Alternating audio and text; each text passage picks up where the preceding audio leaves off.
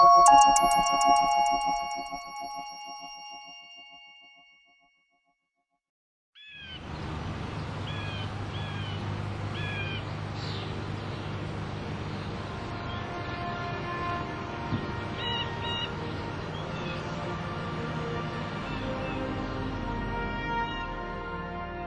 ocean. Its depths span 2/3 of the world's surface.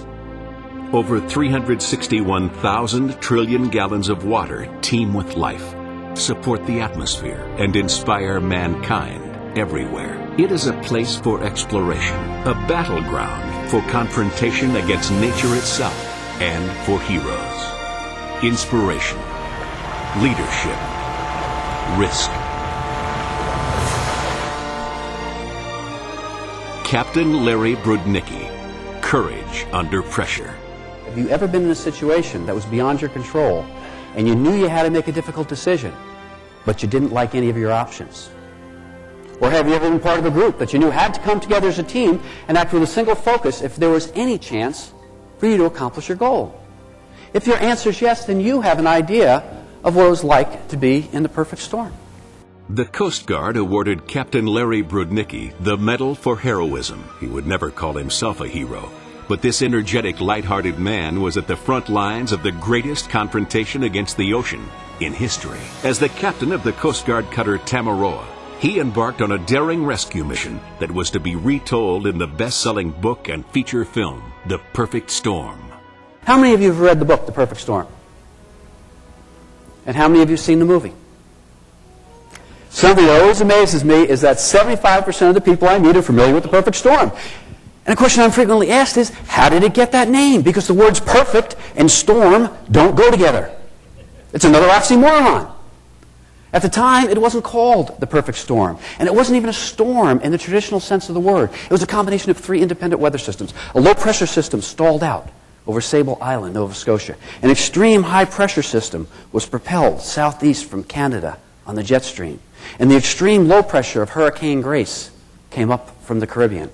All 3 arrived in the same place at the same time. The resulting storm was 5 times the size of Hurricane Andrew. And for the first time in living memory, a storm moved in retrograde motion to the west instead of the east. According to the meteorologists, this is the worst weather in more than 100 years. The National Hurricane Center didn't give this storm a name, but it was so big, most people thought it deserved a name. Some of the newspapers and magazines called it the no-name storm. Others called it the Halloween storm because it happened around Halloween, and they described it in terms of your worst nightmare. When Sebastian Junger was conducting research for his book, he talked to Bob Case, a meteorologist at the National Oceanic and Atmospheric Administration, because he wanted to know, how do we measure a storm? Well, typical yardstick is graduated in degrees of bad. How many people died? How many billions of dollars worth of damage? Bob Case said that this storm was so bad it could not possibly have been any worse. It was the perfect storm.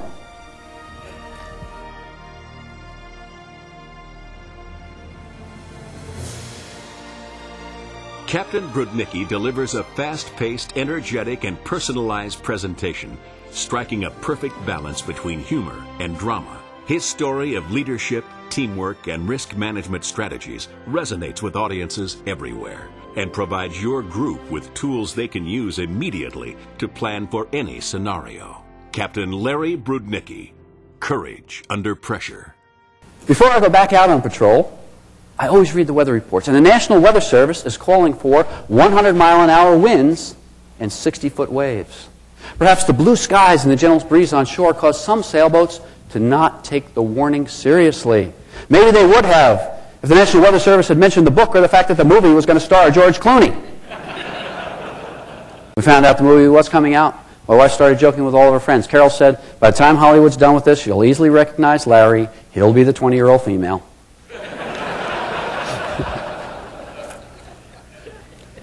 As it turns out, the actor who plays me is 6'4" and weighs 300 pounds.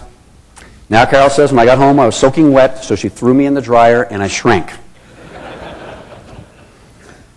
These rescues took place in weather that's almost beyond imagination. They were successful because everyone was where he needed to be, doing what he needed to do when he needed to do it. That's the power of a team. acting with a single focus. And the movie is a good depiction of the life of a commercial fisherman. It's given tremendous Coast Guard exposure. And it's great entertainment.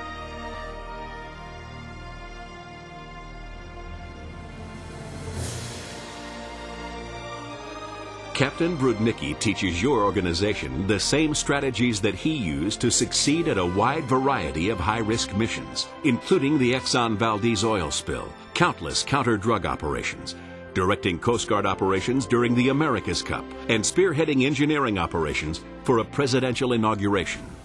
We're racing to the scene at 3 miles per hour. David Revola starts to descend. When he's low enough, he'll have his crew jump out of the helicopter and into the water. And I don't know about you, but I have never understood why anybody would jump out of an airplane. It has never made any sense to me until this night, because this airplane's about to crash. When a plane ditches, quite often the pilot does not survive the impact with the water. If his crew jumps out first, maybe they can live. He's low enough. Dave starts with his pararescue jumpers, because these people jump out of airplanes for a living. The first is Rick Smith, because Rick is the best pararescue jumper at the 106th Rescue Wing.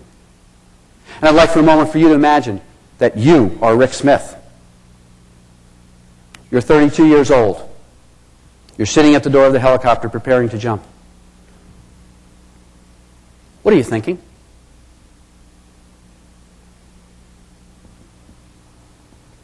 Are you trying to recall some of the finer points you learned in pararescue jumper school about jumping into extreme weather? Are you thinking about your wife and your upcoming 8th anniversary? Or maybe, what costumes are your 3 children going to wear for Halloween?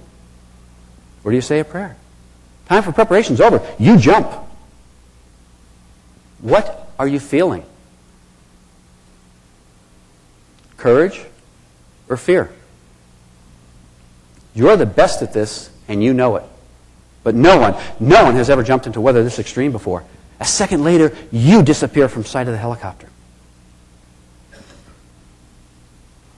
The other pararescue jumper, John Splain, wants to time his jump. And if you can imagine the helicopter hovering as the waves are rising and falling, if you can time your jump to land on the crest of the wave, instead of landing in the trough, you fall a shorter distance, and with waves this big, that difference is significant. But John can't see the waves to time his jump. He jumps blindly. He's falling. He's falling. Then the thought occurs to him, my gosh, I'm falling a long time. This is from a man who jumps out of airplanes for a living. When John hits the water, he's traveling at 60 miles an hour. He's knocked unconscious. At that speed, water takes on the properties of concrete. When he comes to, he doesn't know where he is or why he's even out there. All he knows is he's in the middle of the ocean somewhere, and he's severely injured. He's broken a number of bones, including some ribs that have damaged his internal organs. He has massive internal bleeding. Pararescue jumpers are not doctors, but they get extensive medical training because they have a mission of wartime search and rescue. When you find the crew of an airplane that's been shot down, quite often you're going to find people with injuries that are life-threatening.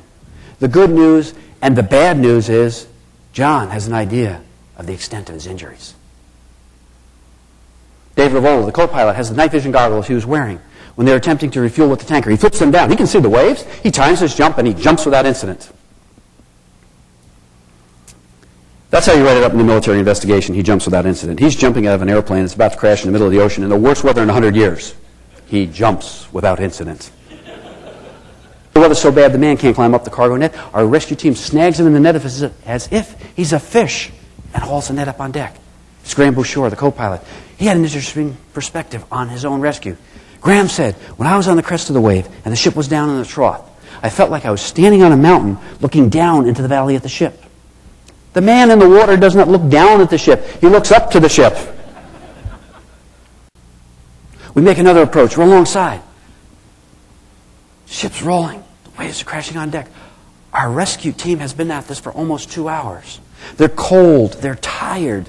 They're wet. They've spent half that time underwater even though they've been on deck. If they wanted to give up, anyone would understand. But this team is acting with that power of the single focus. They have every intention of rescuing those men in the water. And with about their last ounce of strength, they snag them in the net. They bring them up on deck. Jim Mioli's body temperature is 89 degrees. He's that close to death. It's a good thing our helicopter pilot, Ed DeWitt, hovered over him for as long as he did, because for Jim Mioli, minutes meant the difference between life and death.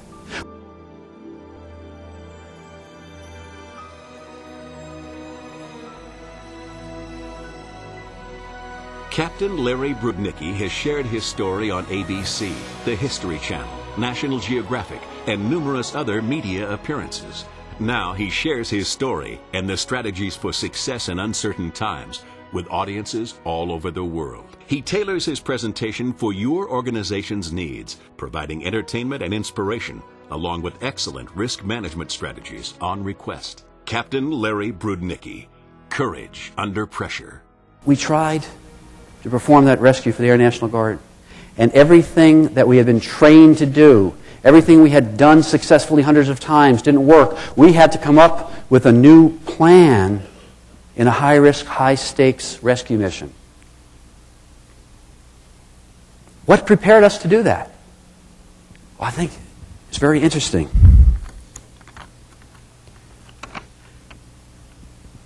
Carly Fiorina, the CEO of Hewlett-Packard, answered that very question when HP wanted to have that high-risk, high-stakes merger with Compaq. And what she said was, the honest answer is everything and nothing prepares you for something like this. I called upon all the experiences and lessons of my life, my knowledge of business, the lessons my parents taught me about standing up for what you believe in, that teams are capable of accomplishing incredible things. But the reason I say nothing is because there are times when things don't just happen the way you think they're going to happen. You've just got to keep putting one foot in front of the other, keep reminding yourself of what you know to be true, and stick to what you believe. And I find it amazing that the solution to a rescue mission offshore in the worst weather in 100 years is the same as the high-tech solution for the merger of two large companies. You can't eliminate risk, but you can manage it. That won't guarantee success, but can give you the confidence to go forward. And as you jump into your role in this world of rapidly changing technology and solve that seemingly impossible task for the first time, or reliably conduct that transaction for the millionth time, I wish you success. And may you jump without incident.